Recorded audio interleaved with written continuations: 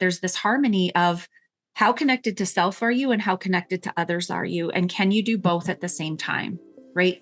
And I think that's where you see a really beautiful practice of empathy, because now I don't lose myself in the conversation and overcompensate for whatever you're going through, but I also don't discredit what I'm going through as myself.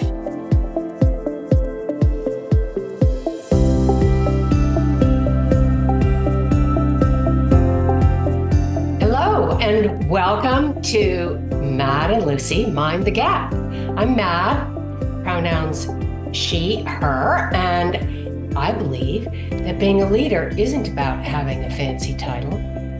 It's about how we show up for other people. And I'm Lucy, pronoun she, her. One of the biggest myths about leadership is that it's all about power and authority. But what if empathy is actually the most underrated leadership skill? That's why today's conversation is so important.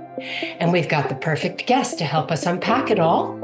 Erin Thorp, author of the book titled Inside Out Empathy. Erin is a leadership consultant and host of the podcast Tactical Empathy. Erin, welcome. Thank you, Matt and Lucy. It's great to be here. My pronouns are she, her as well.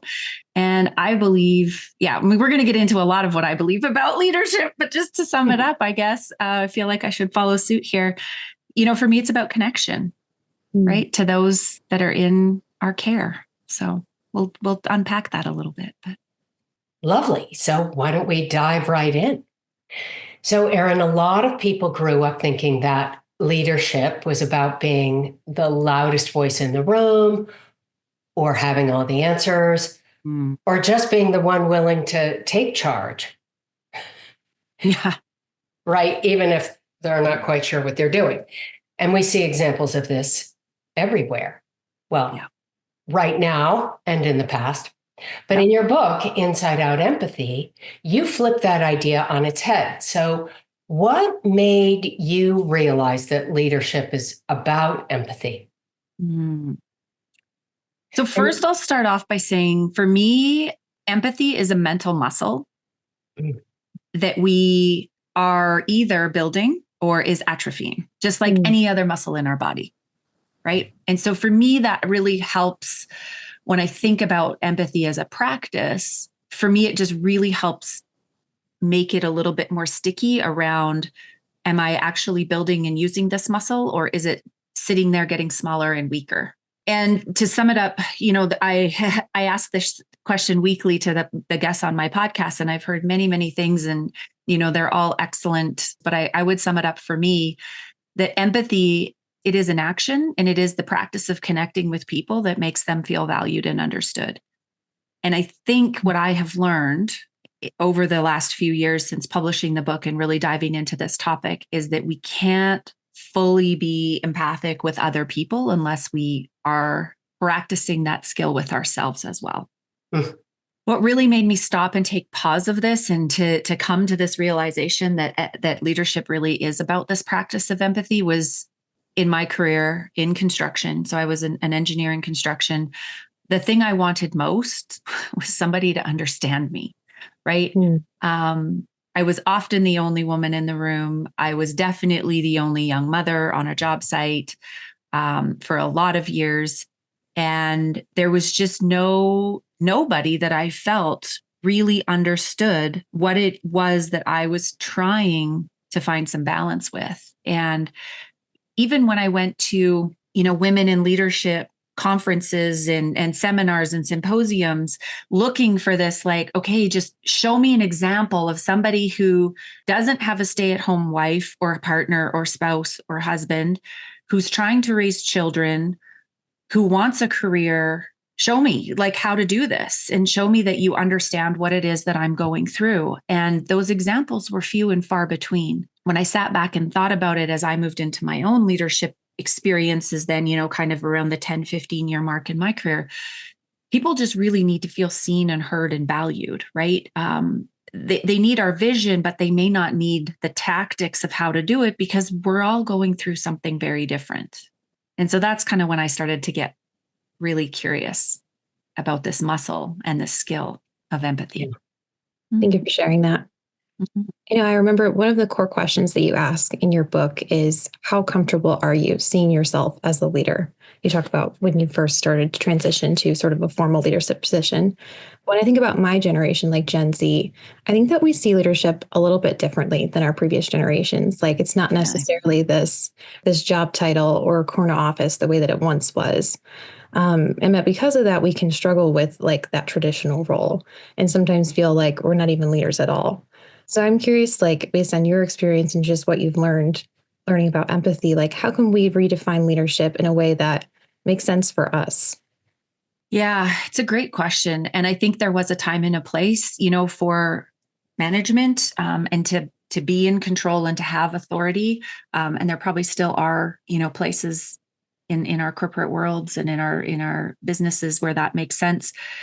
But I think what I have seen for sure in raising my own kids is, we have actively built this muscle of empathy and understanding and exposing them to so much of the world, which has really allowed them to be curious, right? And so I think leadership has moved more from authority and making decisions into really this connection piece, right? So instead of control, it's about influence. Instead of about authority, it's about, am I in service to the people that I'm leading? Instead of, always giving you the answers, it's really looking at, how can I best support you for where you're at? And instead of being right, it's about being curious.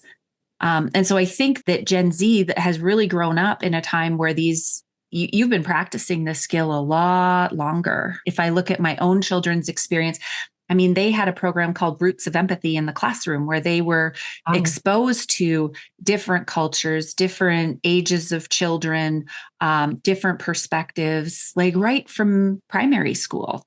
Wow. Their classrooms are much more multicultural.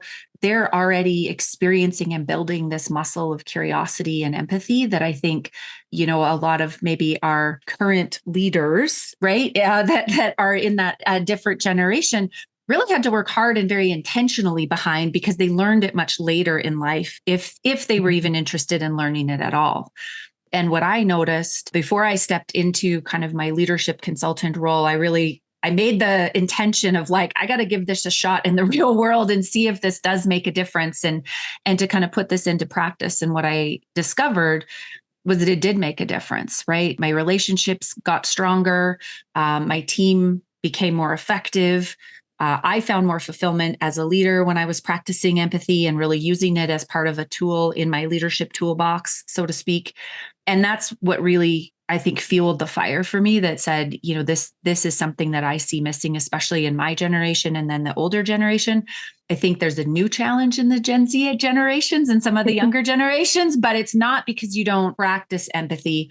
I think there is just a different definition of leadership in the younger generation. And it is much more collaborative, much more influential. I love that. It makes it so accessible, right, for anyone to kind of use whatever power that they have to make a difference in the lives of others, no matter kind of what authority you've been given.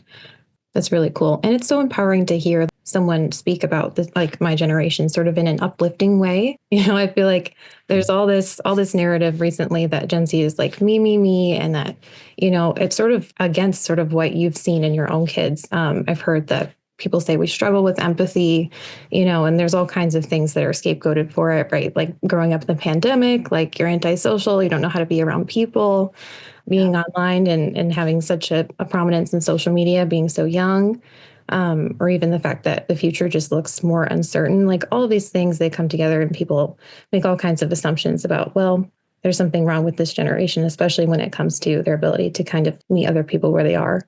And so it kind of sounds like maybe you have the opposite point of view. But I am curious, I'll ask you kind of just straight up, like, do you think that Gen Z has lost some of our empathy?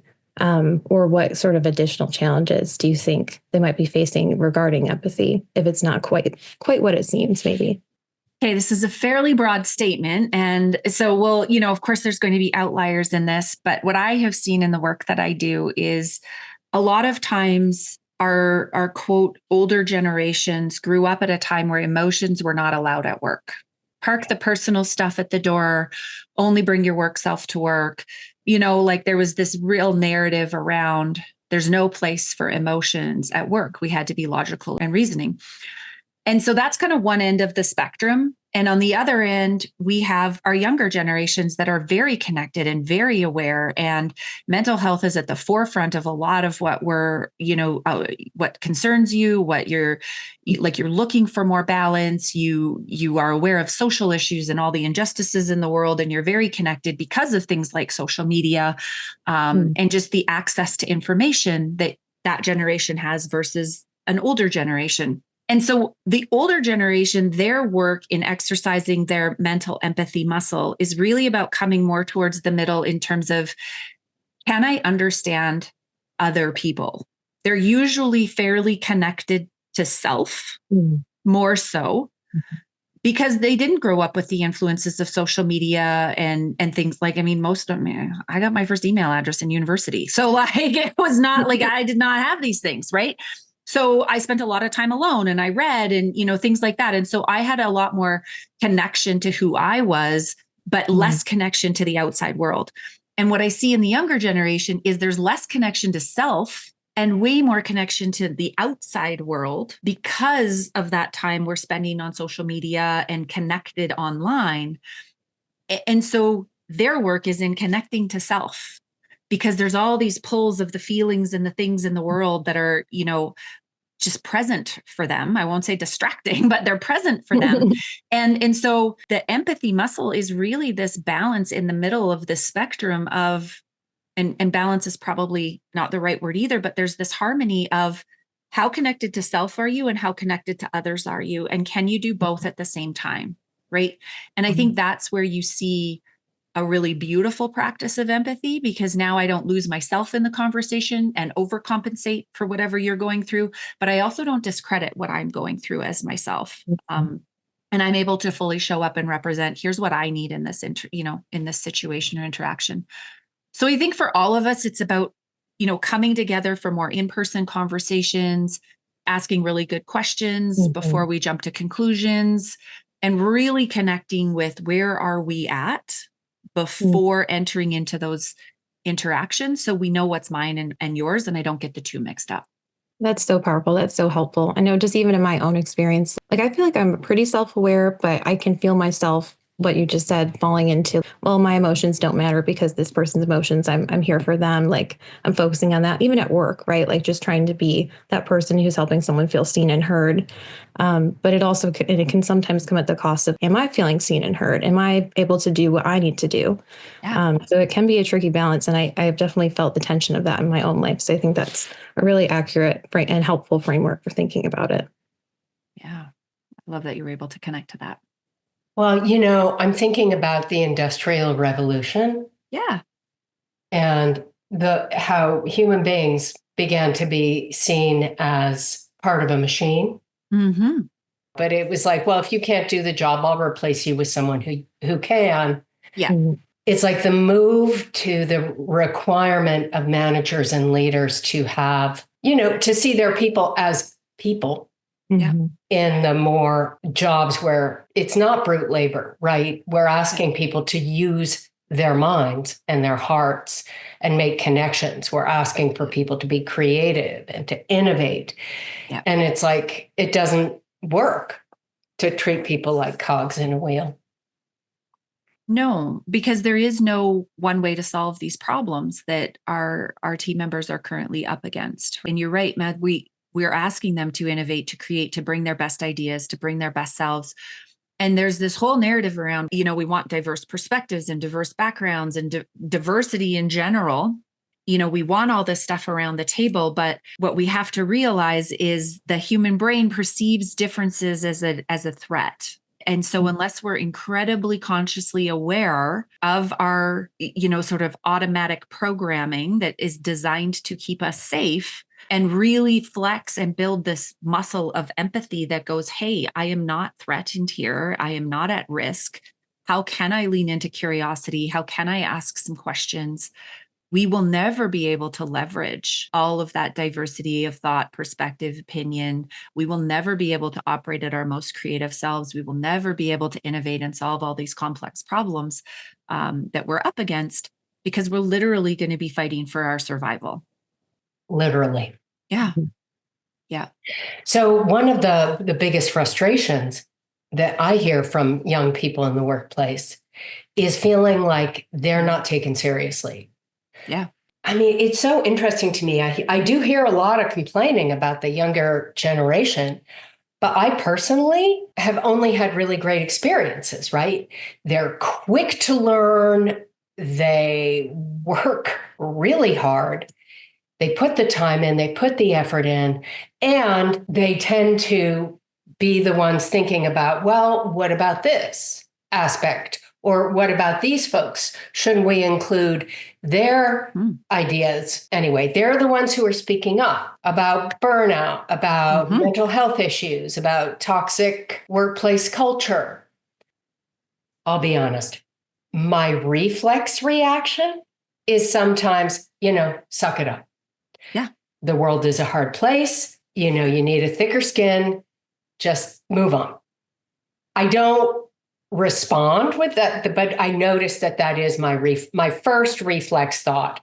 And I think a lot of people just stop at that reflex and either say as much or they say nothing because they don't have language, right? Yeah. So what would your advice be for young people who are, pushing for change? Yeah. So first of all, I would say I really see you. I mean, I know firsthand how exhausting it can feel to push for that change. I'm an engineer who's pushing for engineers and construction workers to lead with empathy. So this has been an uphill battle for the last almost 10 years of my life now. So I get what it's like, constantly running into that resistance and how exhausting and tiring it can be. But I think one of the biggest things that I've learned is that change really happens in that relationship. It happens inside those conversations. So I think the challenge for our younger generation is that's the skill that they need to build, right? Is to really pick up a phone, sit with another human being. Don't send a snap or a text or a message, like to be in relationship and in conversation with people. Because I think that's when you start to see that we can actually pull them into a conversation instead of push them towards the change, if that makes sense. Yeah. So I think it's like, we got to sit in here, like, what do people fear? What motivates them? What do they value? Why do they think, feel, and value those things, right? And then how do we take really tiny, tiny, small steps and celebrate the heck out of them to continue to build that momentum? And there are other people that share at least some aspect of what it is you're trying to move forward, right? And so really look for and find those allies so that it doesn't feel like you're out there fighting a solo battle. And Matt, I totally agree with you. I hear it all the time in my work. It's just like the lazy younger generation. But I will tell you, in watching my own kids, I am amazed at the amount of innovation, because if anything, they're looking for the fastest, most effective way to get this thing done. And it usually is not the way that I would approach the problem, so I want them to solve it the way I see it. And then they come at it almost like 90 degrees different. And we still get to the same result, sometimes better. I have to be the one willing to allow them to try. And sometimes they try and it doesn't work and they have to come to my way. And that's okay. That's how we learn as human beings, right? That's how we learn. And so both of us have to be really flexible in allowing each other to take our own approach, because they have had access to things that I never did. Sort of speaking for pushing for change, I know that one particular area we could talk about is DEI, right? Like we see that it's really under attack in a lot of places right now. And, we've got these companies that once made big promises about inclusion, they're quietly rolling things back. And, a lot of these people who advocate for equity and inclusion, especially our younger employees, are feeling disillusioned or even burned out, or maybe even scared to speak up at all. And so, even from what I've heard, lots of people have just lost their jobs for having DEI in their job descriptions. So there's all those things kind of considered, like, as someone who champions empathy and leadership, like how do we keep pushing for inclusion when it feels like the ground is shifting beneath us? Yeah, this is a big one. And I definitely feel this one, especially recently. And for somebody fighting for something that, most people would view as a soft, unnecessary skill, which drives me crazy. It's like nails down a chalkboard for me. I've often had the thought, like, is this working? Is anything changing? Am I even like, do I just go back and get a regular job? I think it's in those moments that I usually will get a text or an email or a phone call that's just like, the work is important, keep going, and that's all I need is one person's world touched, right? Just one person that's having a different experience or is thinking slightly different for me to go, yes, this work is important and to keep doing it. I think the biggest thing, first and foremost, we started here, is you've got to check in with yourself, right? You can't do anything from a place of feeling like you're in survival mode when your judgment is at the highest and like you're fighting for your life. So you really have to check in with self, and you have to create those personal boundaries about what you will engage in and can't engage in. And the people, like, a lot of it, your relationships may shift. And that's okay. Like, you best. And for each of us, that's priority number one. And I think that's often too where a lot of our younger generations, and I know I've certainly battled with this, is like, we don't want to be labeled as selfish, right? And so in the same breath, taking care of yourself is not selfish, right? Because if you don't have anything left in the tank to continue to fight whatever battle you're fighting, there's nobody fighting the battle. There's nobody taking care of the things you care about. So you've got to take care of you first. I think finding a community, leaning on that community is really important. The I in inclusion, that's the most difficult, I think, is really making people feel like they belong, right? Because we can hire for diversity metrics, and that's usually what gets tracked. But that means nothing if people don't feel like they can bring and contribute their whole selves to work. Again, when I lose my footing or I'm starting to feel like, oh, I don't know, is this work really worth it? Like, that's when I reach out and I really turn to the community and the people and the lives that I've touched that remind me that, yes, it is important. And it might be a small, tiny little movement right now, and that's okay. Finally, I would say this is the importance of being adaptable. We don't want to abandon. It's not all or nothing. It's not black or white. The world is always going to be shifting and changing. We may have to change our tactics and our strategies, but we keep an eye on the goal. Right. Because how can you take care of other people if you haven't taken care of yourself?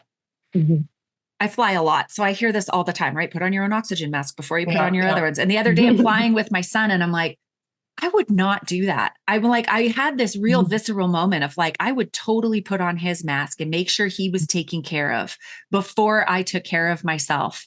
And I think parents definitely would probably understand this, that so many of us do forget to take care of ourselves, or we push through. We're like, just next week, I just got to get through this project deadline, or I just got to get through this, or I just got to get to the end of the month or the end of the quarter or the end of the year. And we push and push and push, and we put off and put off and put off. And it's literally like running around an airplane, putting on everybody else's mask. And pretty soon you fall over, right? Because you're like, I'm out. Like, I can't anymore. And so for me, that's the visceral reminder of like every rest, every break, every meal I make, every walk I take, every time I sit down to do something that refills my tank is like literally putting on the oxygen mask so that I can continue to do this work. It's like that balance of having empathy for others while also being able to advocate for one's own self. Yeah. Which is hard. That's the hard work. That's the work. And that's the muscle, right? Like, I mean, it's not easy to go to the gym and lift, squat 150 pounds either. It's hard work, right? Your muscles are sore afterwards. And the same is with these mental muscles we need to flex. It's hard. I love that. Empathy is a muscle. Empathy is a practice. If we were going to leave our listeners with one thing, as they're thinking, okay, this makes sense to me. I want to build this muscle. I want to engage in this practice. Where do they start? One thing. I think it starts with one more question. So I do this in two places. I do it one when I'm brushing my teeth and two when I'm making my coffee, because my coffee takes, I have the pod system thing. It takes a little minute to brew. But the question I ask myself is, what do I need today? And so that's my one question for myself. And it's amazing, this practice, because some days it's like you need to cancel half the meetings on your calendar and take a nap. And other days it's like you need to get out there and like book the next thing and go. And it's just amazing because you really get a sense of like, okay, I can trust myself. You know, I can trust what I need. I can trust myself. And it's this beautiful relationship that builds. And then there's also one more question with somebody else. So before you respond, when somebody brings you something, you know, can you ask one more question? And it might be, what's making this difficult for you? Tell me, you know, about why you're feeling this way, or how can I best support you? Or what do you need from me? And the challenge is getting it open-ended, because a lot of us like to ask really closed questions, but just, you know, leaning into that curiosity before you give the response, the reaction, the answer, the fix, the problem, because that muscle in most of our leaders is very strong, the problem solving muscle, right? They're paid a lot to problem solve all day long. And so they get into, I just flex that muscle because it's easy. And so the tough muscle to flex is our empathy muscle, which is the curiosity, the non-judgment, the like, hey, tell me more. And maybe that's all it is tell me more, right? Just tell me more. So one more question is where I would start. Love that. Mm-hmm. I love that. Yeah. And for our listeners who want to keep learning from Erin, be sure to check out her website and book links in our show description, and her own podcast, Tactical Empathy. Thank you so much for joining us, Erin. And thank you to everyone listening. If you liked this conversation, make sure to subscribe, follow, and share it with that one friend who's the emotional glue in their group, the empathetic one who just gets people, but also gets things done. Yes, please send this to them as a reminder that their empathy is not a weakness, that it's a skill that all great leaders should have. So until next time, keep minding the gap and taking care of yourselves and each other.